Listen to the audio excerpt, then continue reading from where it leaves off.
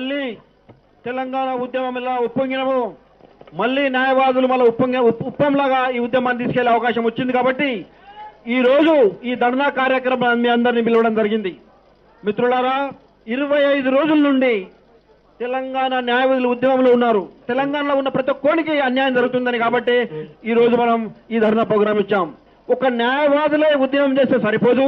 కాబట్టి తెలంగాణలో ఉన్న అన్ని రాజకీయ పార్టీలను ఇన్వాల్వ్ చేద్దాం, అందరిని పిలుద్దాం, అందరం కలిసి తెలంగాణ సాధించుకున్నట్టు ఈ హైకోర్టు ఉద్యమాన్ని ముందు తీసుకెళ్దామని ఈ రోజు programme పెట్టగలిగింది.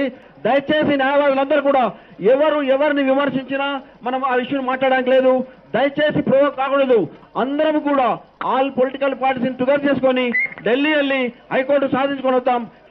Did we get Telangana for that purpose?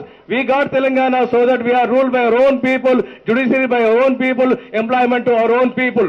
So the present conspiracy which is hatched by the High Court in collision with the powers that may be is to knock away our jobs and also to command our judiciary for next 25 years to come.